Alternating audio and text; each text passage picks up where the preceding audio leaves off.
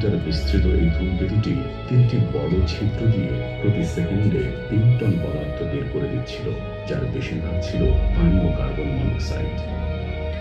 জিওটো নভোযান ধূমকেতুটির এসব ভাঙা অংশের আঘাতে বিক্ষত হয়। প্রায় 12,000 আঘাত সয়েছিল এটি। তারপর ভয়ঙ্কর এক আঘাত এটিকে পথচ্যুত করে দেয়, ভেঙে ফেলে এর ক্যামেরা।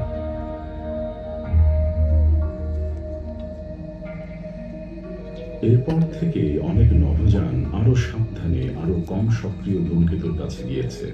নানা ধূমকেতু থেকে কিছু ধুলো সংগ্রহ করেছে এগুলো, এমনকি প্রয়োজনে স্বেচ্ছায় গিয়ে আঘাত করেছে ধূমকেতুকে, বাধ্য করেছে নানা পদার্থ নির্গমন।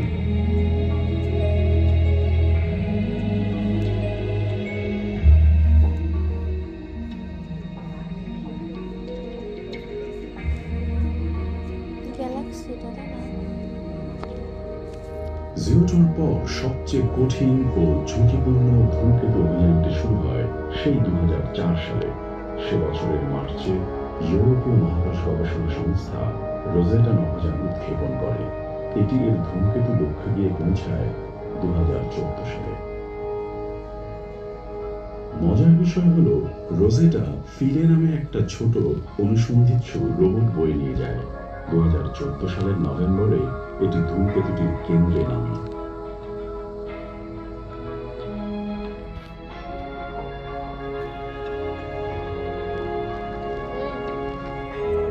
গ্রহাণু ও ধূমকেতুতে এসব অনুসন্ধান থেকে জানা যাবে তাদের সুপ্রাচীন গঠন উপাদানের ব্যাপারে। আশা করা যায় 400 কোটি বছর আগে সৌরজগতের গ্রহগুলো কিভাবে তৈরি হলো সেই বিষয়ে এটা আমাদের অনেক নতুন তথ্য দেবে।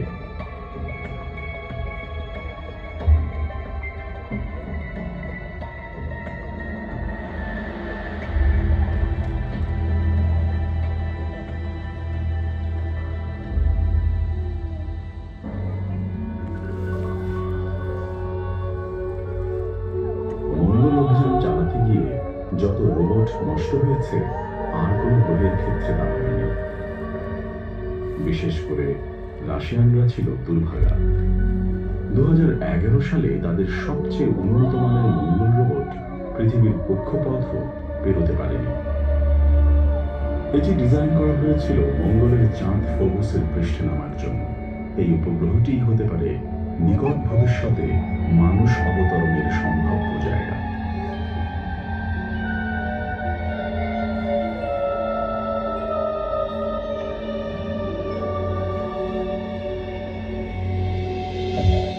এত সব ঝামেলার মধ্যেও মার্কিন ও ইউরোপিয়ান বেশ কিছু অনুসন্ধিৎসু রোবট চেষ্টা চালাচ্ছে।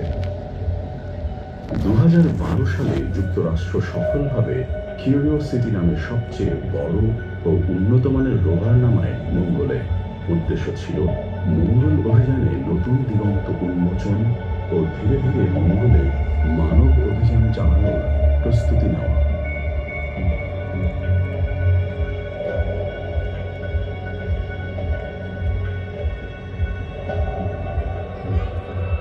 আমাদের সৌরজগতের সবচেয়ে বড় গ্রহ বৃহস্পতিতে মানব অভিযান চালানো সম্ভবত আগামী 100 বছর বা আরো বেশি সময়েও সম্ভব হবে না, কারণ এর পরিবেশ প্রচন্ড বিপজ্জনক ও তেজস্ক্রিয়। এমনকি রোবট কাঠামোকেও বিশেষ রকম শক্ত করে বানাতে হয় এখানে টিকে থাকার জন্য। বেশ কয়েক বছর ধরে বৃহস্পতিকে প্রদক্ষিণ করছে গ্যালিলিও নভোযান। এটি প্রায় হারিয়ে ফেলে সমৃদ্ধ তথ্য, এমনকি কিছু যন্ত্রাংশের বৈদ্যুতিক নানা সমস্যাও দেখা যায়। মানুষ ও রোবট উভয়ের জন্যই জায়গাটি প্রাণঘাতী।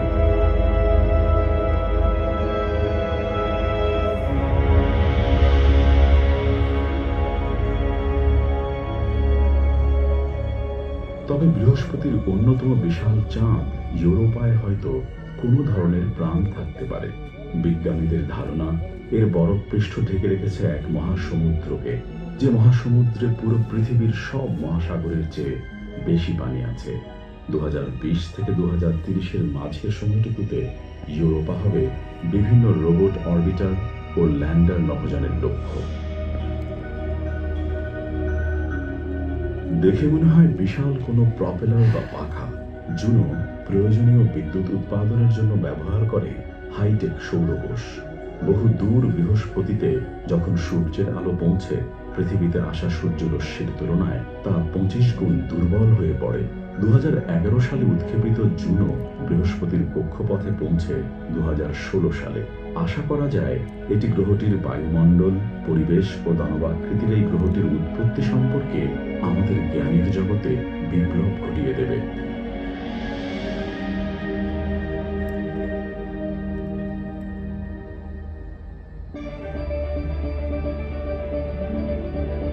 শনি রয়েছে বৃহস্পতির দ্বিগুণ দূরে। কৌতূহলীদের জন্য সৌরজগতের দ্বিতীয় বৃহত্তম এই গ্যাস দানব গ্রহের আছে নিজস্ব নানা চ্যালেঞ্জ।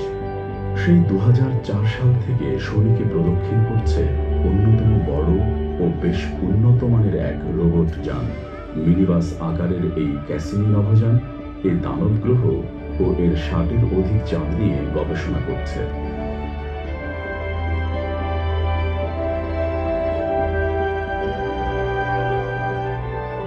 ক্যাসিনির বিভিন্ন যন্ত্রাংশ আমাদের দেখিয়েছে শনির মুগ্ধকর বলয় ব্যবস্থার অপূর্ব জটিলতা। দেখিয়েছে এটি বদলে যাচ্ছে নিয়ত।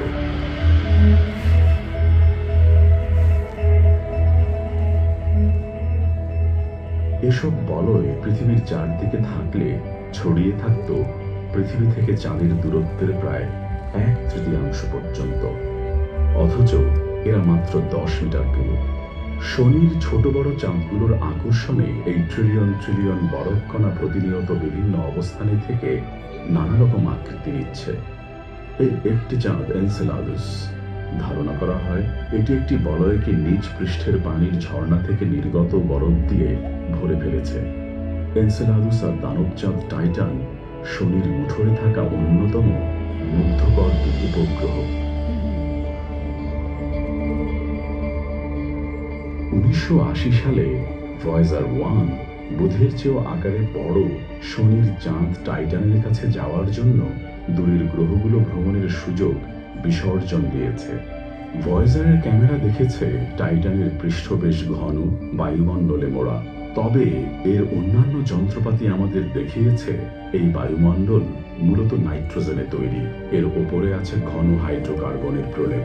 এর মানে প্রায় 400 কোটি বছর আগে টাইটান ছিল ঠিক পৃথিবীর মতো। তবে একসময় এটি আন্তঃগ্রহ ডিপ ফ্রিজের প্রভাবে জমে যাবে। ক্যাসিনির প্রধান লক্ষ্যগুলোর একটি এটি। ক্যাসিনি যে এর রাডার ও অবলাল ক্যামেরায় শুধু টাইটানের মেঘের ভেতর দিয়ে দেখেছে তাই নয়, এটি একটি ল্যান্ডারও নিয়ে গেছে। 2005 সালের ডিসেম্বরে ইউরোপীয় মহাকাশ সংস্থা ইসার হেইগিন্স নভোযান 2 ঘন্টা টাইটানের পৃষ্ঠে ঘুরে বেরিয়েছে। এটি ছবি তুলে পাঠিয়েছে মাদারশিপ ক্যাসিনিতে। এসব ছবিতে দেখা গেছে বিস্ময়কর পৃথিবী সমদৃশ্য, নদী, পর্বত ও তটরেখা। তবে এখানকার সব নদী আসলে মিথেনের। পর্বতগুলো পাথর নয়, পাথর সম বরফে তৈরি। হেইগিন্স সফলভাবে নেমেছে এবং চারপাশের প্যানোরামা ছবি তুলে পাঠিয়েছে। ওরা যা দেখেছে সেটা দেখা যাচ্ছে এখানে, গোলাকার নদী ভরা প্লাবনভূমি। এসব পাথর হিমাঙ্কের কয়েকশো ডিগ্রি কম তাপমাত্রায় মিথেনের প্রবাহের আঘাতে এরকম গোলাকার হয়ে গেছে। তবু এটি টাইম ক্যাপসুলের মতো আমাদের ফিরিয়ে নিতে পারে পৃথিবীর জন্মের সময়, যখন জন্ম হচ্ছিল প্রথম প্রাণী।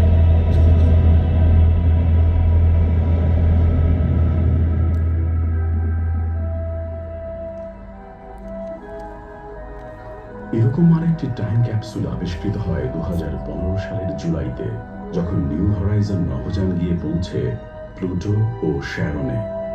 প্রায় 10 বছর ও 500 কোটি কিলোমিটার ভ্রমণের পর এসব দুর্বার রোবট গিয়ে পৌঁছে বহুদূর প্লুটো ও এর চাঁদগুলোয়। গ্রহত্ব হারালেও এটি সৌরজগতের প্রান্তসীমায় আমাদের জানা অন্যতম বড় বরফ জগৎ। কি এটা? সৌরজগতের বাইরের কোনো গ্রহের আকর্ষণ ছিন্ন করে পালানো উপগ্রহ? বিশাল কোনো ধূমকেতু? নাকি এক মৃত বরফ বিশ্ব? নাকি পাতলা বরফ ঝর্ণার অদ্ভুত কোন জগৎ? এর ওপাশে ঘুরে বেড়াচ্ছে সৌরজগতের কোটি কোটি বরফ জমাট অবশেষ। বিচ্ছিন্নভাবে ঘুরছে সূর্য ও নিকটস্থ তারার মাঝখানে। কাছের তারাগুলো আবার ভিন্ন আরেকটি রোবটের লক্ষ্য। এটি অন্যান্য নক্ষত্রকে প্রদক্ষিণ করা গ্রহদের খোঁজ করছে।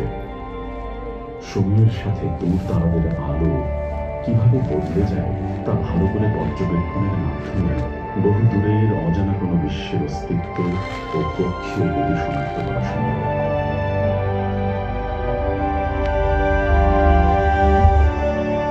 গ্রহ শনাক্ত করার অনেকগুলো পদ্ধতির একটি এটি। এই পদ্ধতিতে অন্য নক্ষত্রকে প্রদক্ষিণরত হাজারো সম্ভাব্য গ্রহ আবিষ্কৃত হয়েছে মহাকাশে আমাদের অঞ্চলে। এর কোনো কোনোটি একক গ্রহ ব্যবস্থা, বেশিরভাগই অবশ্য বহু গ্রহ ব্যবস্থা। তবে এরকম অনেক গ্রহ আছে সংখ্যায় ও বৈচিত্র্যে ভরপুর। আমাদের উন্নত রোবটের দল যেমন ভিনগ্রহী প্রাণী খুঁজে চষে বেড়াচ্ছে মহাকাশ, তেমনি ভাবতে হবে ওদেরও এমন কোনো অনুসন্ধানী রোবট প্রাণীর চিহ্ন খুঁজে বেড়াচ্ছে কিনা, যেটি হয়তো এখনো আমাদের ছোট্ট গ্রহটির খোঁজ পায়নি। হয়তো সেটা ছুটে আসছে মহাকাশের নিঃসীম অন্ধকারের বুক চিরে। হয়তো এমন কোনো ভিনগ্রহী সভ্যতার রোবট প্রতিনিধি আসলেই আছে বহু দূরে, ছুটে আসছে আন্তঃনাক্ষত্রিক মহাশূন্যের অতল অন্ধকার ফুঁড়ে।